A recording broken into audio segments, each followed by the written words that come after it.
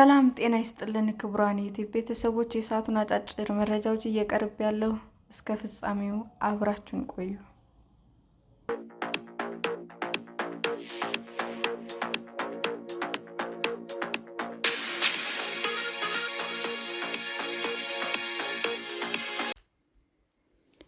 የቤንሻንጉል ጉሙዝ ክልል ህገወጥ የወርቅ አዘዋዋሪዎች ላይ እርምጃ መውሰዱን አስታወቀ።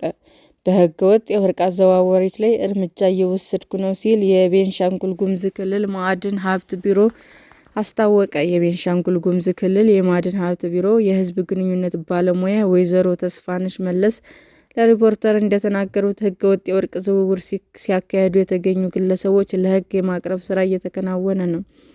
ህገወጥ የወርቅ ዝውውርን ለመከላከል በክልሉ ርዕሰ መስተዳድር የሚመራ የክልሉ የማዕድን ሀብት ቢሮ ኃላፊ፣ የክልሉ ፖሊስ፣ የፌዴራል ፖሊስና የመከላከያ ሰራዊት የተካተቱበት ግብረ ኃይል ከተቋቋመ ወዲህ በህገወጥ ዝውውር የተሰማሩ ግለሰቦች በቁጥጥር ስር እየዋሉ ናቸው ብሏል።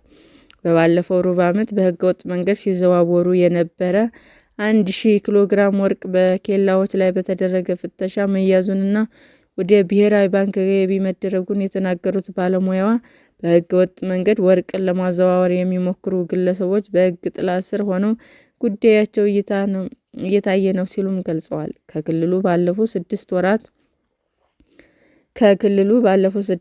3525 ኪሎ ግራም ወርቅ ለብሔራዊ ባንክ ለማቅረብ አቅዶ 4158 ኪሎ ግራም ወርቅ ማስገባቱን አፈጻጸሙ ከእቅዱ በላይ የሆነበት ምክንያትም የተቋቋመው ግብረ ኃይል የክትትልና የቁጥጥር ስርዓቱን በማጠናከሩ ነው ብለዋል።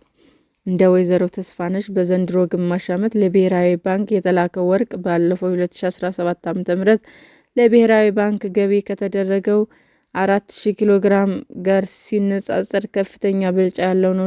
ለዚህም ግብረ ኃይሉ ከሚያደርገው የክትትልና ቁጥጥር ስራ በተጨማሪ የተደረገው የማክሮ ኢኮኖሚ ማሻሻያ ወርቅ አዋጮችና አዘዋዋሪዎች በህገወጥ መንገድ ወርቅ ከማዘዋወር ይልቅ ለብሔራዊ ባንክ እንዲያስረክቡ እድል ፈጥሮላቸዋል ሲሉም አስረድተዋል። ባለፉት 6 ወራት ክልሉ ለብሔራዊ ባንክ ገቢ ያደረገው ወርቅ በልዩ ሁኔታ አነስተኛና ጥቃቅን ከተደራጁ ማህበራት የተገኘ መሆኑን የጠቀሱት ባለሙያው የክልሉ ማዕድን ሀብት ቢሮ ፍቃድ የሰጣቸው የወርቅ አዘዋዋሪዎች በወር 1 ኪሎ ግራም ወርቅ ለብሔራዊ ባንክ ገቢ ማድረግ እንደሚገባቸው ህግ ማውጣቱን፣ ይህንን በማይተገብሩ አዘዋዋሪዎች ላይ ማስጠንቀቂያ ከመስጠት አንስቶ ፍቃድ እስከ መንጠቅ እርምጃም ይወስዳል ብለዋል። ወርቅ በማውጣት ስራ ከ400 በላይ ማህበራት በልዩ አነስተኛና ጥቃቅን ተደራጅተው እየተንቀሳቀሱ ይገኛሉ ያሉት ወይዘሮ ተስፋነሽ ክልሉ ከወርቅ ማዕድን በተጨማሪ እብነ በረድን በሰፊው የሚመረትበት መሆኑን ጠቅሰዋል። ባለፉት ጥቂት ዓመታት በክልሉ በነበረው የጸጥታ ችግር እብነ በረድ ማምረት አቋርጦ የነበሩ ድርጅቶች ወደ ስራ በመመለሳቸው ባለፉት 6 ወራት 432 ሜትር ኪዩብ እብነ በረድ መመረቱንም ተናግረዋል። ሰላም ጤና ይስጥልን ውድ የዩቲዩብ ቤተሰቦቼ እንዴት ናችሁ? አዲስ ጀማሪ ነኝና ሰብስክራይብ ያደረጋችሁ አበረታቱኝ። አመሰግናለሁ።